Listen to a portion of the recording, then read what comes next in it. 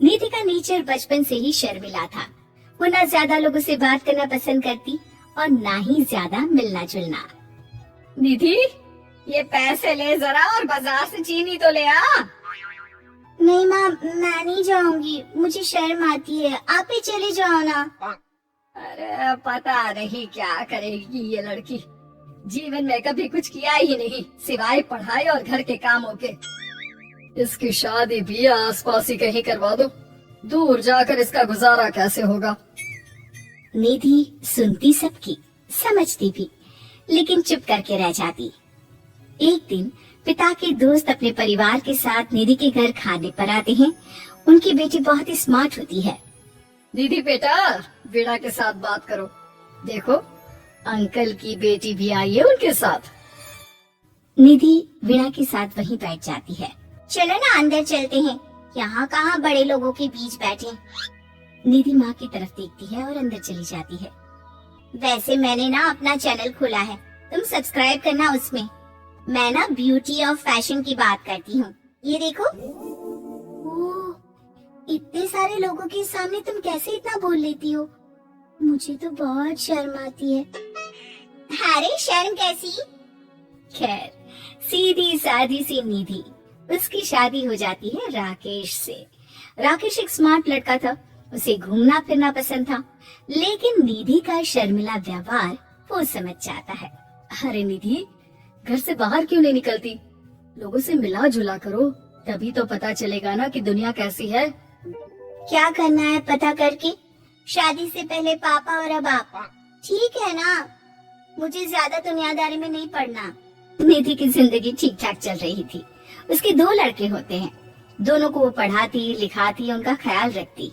निधि, 25 साल हो गए शादी को, दोनों बच्चे सेटल हैं। हम लोगों ने शहर में 2 मकान भी ले लिए। दोनों की शादी वक्त का पता ही नहीं चला कैसे उड़ गया। हाँ, ये तो है। मैं खुश हूँ, जिम्मेदारियाँ आती रही, मैं निभाती रही, और क्या चाहिए। देखो, मैंने सोचा है कि अब हम लोग अमेरिका जाकर रहेंगे। यहाँ की जिंदगी तो जी ली, वैसे मुझे वहाँ बहुत अच्छी नौकरी मिल रही है।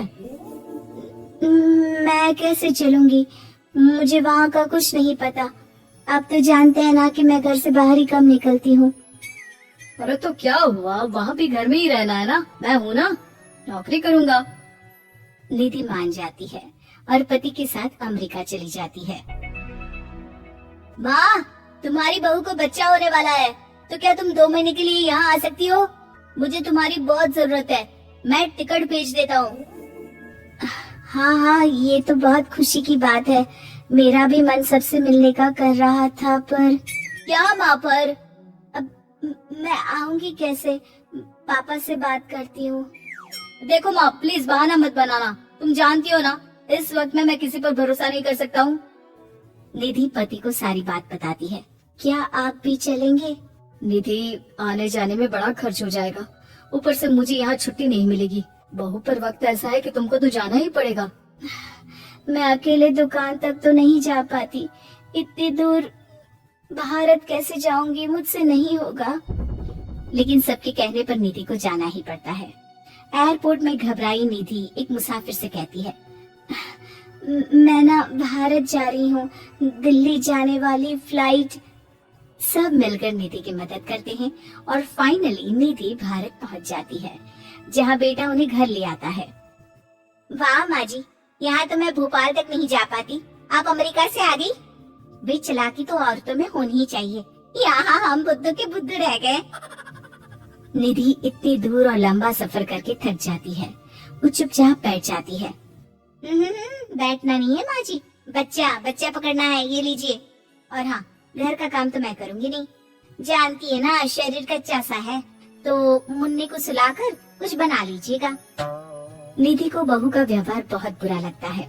जैसी भी थी, पिता और पति की हमेशा लाडली रही थी निधि। निधि बेटे की तरफ देखती है। माँ, वो काम वाली कोई मिल नहीं रही है ना, मैं देखने की कोशिश तो कर रहा हूँ, जैसे ही मिल जाएगी वो संभालेगी सारा काम। अरे कैसी बात कर रहे हो? जब पहले मैंने कहा था कि अमेरिका से इनकी टिकट में जो पैसा खर्च कर रहे हो उतने में नौकरानी रख लो, तो नहीं, मेरी बात पर विश्वास नहीं था। कि ना कोई मेरे बच्चे को अच्छे से नहीं संभालेगा। अब इनका भी खर्चा और नौकरानी का भी खर्चा। अरे ना जी ना, मैं नहीं संभाल सकती।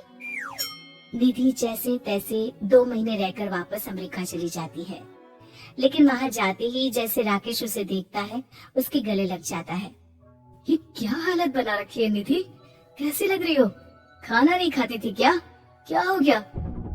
निधि पति से कुछ नहीं कहती, बस रोती ही चली जाती है। मैं नहीं चाहूंगी कभी भी भारत, आप मुझे हमेशा यही रखना अपने पास। राकेश बेटे को फोन करता है।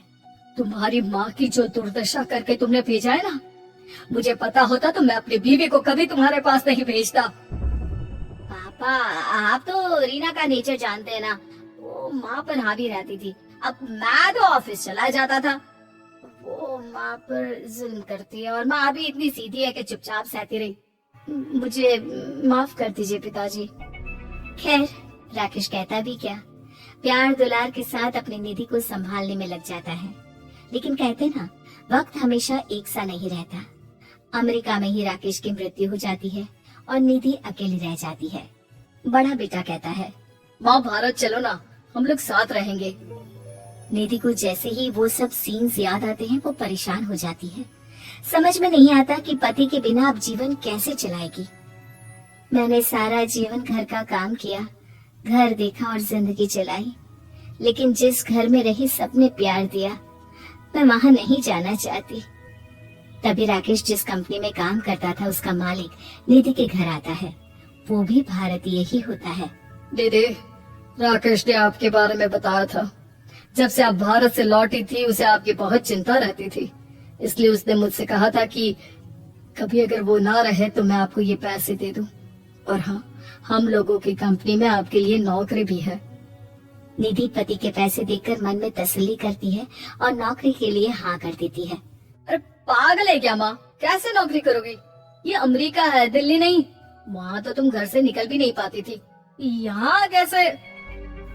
मेरे पति, मेरे पिता मुझे खुश देखना चाहते थे। वो लोग जब तक थे मुझे किसी चीज के लिए ना फोर्स किया, ना कभी कमी होने दी। पर अब मुझे जीवन जीने के लिए घर से निकलना ही होगा। बेटा, तुम तो अगली फ्लाइट से भारत लौट जाओ, मैं यहीं खुश